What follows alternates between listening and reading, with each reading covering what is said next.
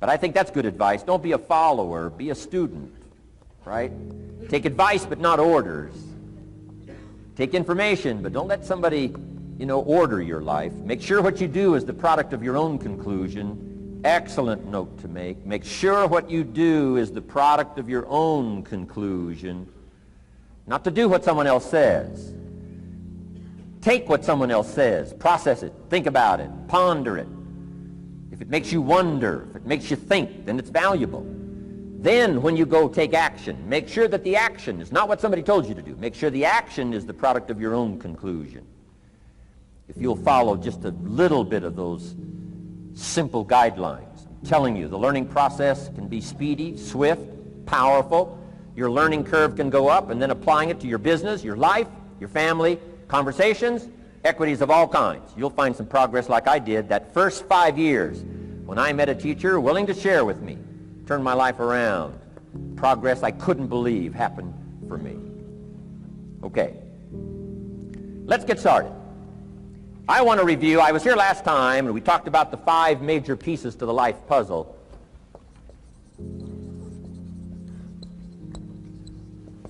And I just want to review those because it lays such a good foundation for all the rest that I want to share with you today. We got a lot of subjects to cover, so we're going to go rather swiftly, okay? Put on your mental track shoes here and run with me today, because I'm going to deal mostly in concepts. Expect you to, fill in a lot of the details, because I've got a lot to share. I want to get through it all. But let's lay this foundation again of the 5 major pieces. Happens to be the title of my latest book. But I think it is so valuable in laying a foundation. It's some of the things I learned between ages 25 and 30. The teacher who taught me so well. He dealt in these fundamentals, we call these. Fundamentals. We call these basics. Basics for sports, fundamentals for sports, fundamentals for your business, fundamentals for the way you deal with your family, a few simple things. A few basic things that if you practice every day can make all the difference in the world, how it works out. I boiled it down to 5 major pieces to the life puzzle. Let's just review those. Number 1 is philosophy. Philosophy, as I taught the last time I was here, philosophy, in my personal opinion, is the major determining factor in how your life works out. Philosophy, the major determining factor in how your life works out. Philosophy. To form our philosophy, you got to think. You got to use your mind. You got to process ideas. And this whole process over a lifetime, starting way back here when we were children, schools that we've attended, our parents, our experiences, all this stuff that we've processed by the thinking process helps to develop our philosophy. And in my opinion, each person's personal philosophy is the major factor in how your life works out. Here's what I called it in that last presentation when I was here. It's called the set of the sail. Each person's personal philosophy is like the set of the sail. Now, I used to think it was circumstances that ordered my life. If someone would have asked me at age 25, Mr. Rohn, how come you're not doing well? Pennies in your pocket, creditors calling, nothing in the bank, behind on your promises to your family, you live in America, 25 years old, got a beautiful family, every reason to do well, and things are not going that well for you. What is wrong here? It would not have occurred to me to blame my philosophy. It would not have occurred to me. Saying, well, I got this lousy philosophy, and that's how come I got pennies in my pocket and nothing in the bank. Things aren't working well. That would not have occurred to me. I found it much easier to blame the government. Much easier to blame the tax problem. I used to say taxes are too high. Top tax rate when I first started paying taxes, 91%. Back then, when your income reached a certain level, all your income over that, 91%. So I used to say that's too high. Now, the top tax rate's about 33%. But people are still saying what? Taxes are too. See, but you can't use that anymore. If it's gone from 91 to 33, how could it be too high? Come on. I threw all that old excuse stuff away. Some people found it, though, and they're using it these days. My old list. I used to blame the traffic, the weather, used to blame circumstances, right? People say I'm too tall, I'm too short, I'm too old, I was raised in obscurity, raised on a farm, parents of modest means, all the stuff. If you were to ask me, how come you find yourself here, Mr. Rohn, age 25, living in America, land of abundance and opportunity, pennies, zero in the bank, not doing well, creditors calling, it would not have occurred to me to blame my philosophy. I found it easier to blame the company policy. I used to say, if this is all they pay, how do they expect you to do well? So I figured that, my future was going to be tied to what everybody else was arranging, the economy and, right, interest rates. I used to say things cost too much. That was my whole explanation, not my philosophy, until my teacher taught me better that this is where the problem was, my own personal philosophy. Here's what's exciting about each person's personal philosophy. That's what makes us different than dogs and animals and birds and cats and spiders and alligators. That's what makes us different than all of the life forms. The ability to think, the ability to use your mind, the ability to process ideas, and not just operate by instinct. In the winter, I'm telling you, the goose can only fly south. What if south doesn't look too good? Tough luck. It can only fly south. But see, human beings are not like a goose, can only fly south. I mean, you can turn around, go north, you can go east, you can go west, you can order the entire process of your own life. And we do that by the way we think. We do that by exercising our mind. We do that by processing ideas and come up with a better philosophy, a better strategy for our life, goals for the future, okay? Plans to achieve those goals. All this comes from developing our philosophy. Philosophy helps us to process what's available. Well, when we get here, we got seed, and we got soil, and we got some rain, and we've got some what? Sunshine, and we've got some seasons, and what? The miracle of life. Now, the key is, what do you do with all this stuff? How do you turn all this stuff that's available here into equity and promise and lifestyle and dreams and future possibilities? All of this that's possible now with human beings, how do you take all this stuff and turn it into this equities and values? Well, it starts with philosophy. What is the seed? What is the soil? What is the sunshine? What is the rain? Is it possible to take some of each of all the stuff that's available and turn it into food and turn it into value and turn it into nourishment, turn it into something spectacular and unique that no other life form can do? And the answer is yes. But you cannot deal with all this stuff and what to do with it unless you start refining your philosophy. Think, use your mind, come up with ideas, and strengthen your philosophy. So the seed and the soil and the rain and the sunshine, this is called, the economy and the banks and the money and the schools and everything that's available out there, processing information, what to do with all that, and turn it into equity and value. That is the major challenge of life, my personal opinion.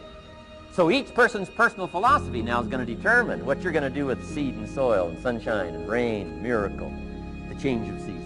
That's it. My personal opinion. Each person's personal philosophy is like the set of the sail.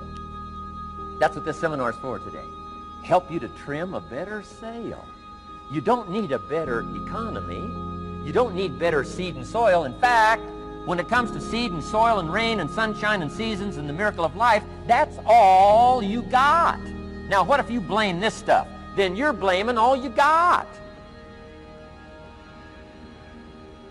If you blame the economy, and you blame the schools, and you blame the teachers, and you blame the sermons and the preachers, and you blame, the marketplace, and you blame the company and company policy, what else is there?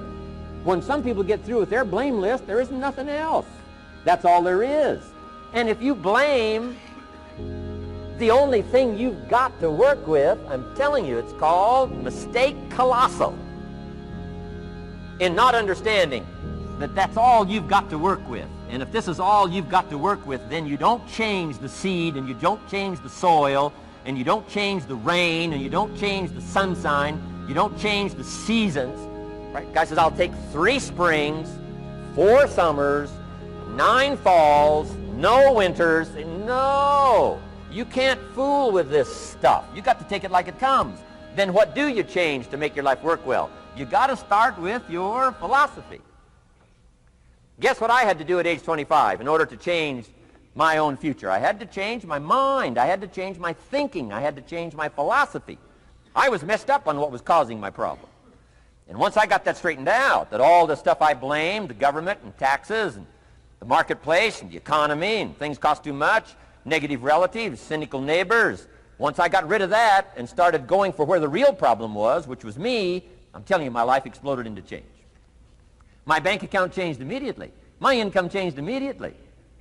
My whole life took on a whole new look and color immediately. And the early results I got from making these philosophical changes tasted so good, I've never stopped the process from that day until this. And I'm telling you, with a little consideration of the refinement of your sail, by setting a better sail, refining your philosophy, your whole life can start to change from today on. You don't have to wait till tomorrow. You don't have to wait till next month. You don't have to wait till spring. You don't have to wait till 93. You can start this whole process immediately. I recommend it. Now, some people do so little thinking, they don't even have their sail up. I mean, you can imagine where they're going to wind up at the end of this week, at the end of this month, at the end of this year. Now's the chance to change, process all this information. So number one is philosophy. Okay. And we dealt with all that, where we get ideas from personal experience, from other people's experiences. I don't want to get into all those details because we covered that the last time I was here. But philosophy, that's number one, my personal opinion. Each person's personal philosophy. Here's the definition of success and failure. Just make this note. Here's failure. A few errors in judgment, repeated every day. Now, you can automatically assume, Mr. Rohn, I say, I can understand that. A few errors in judgment repeated every day. For 6 years?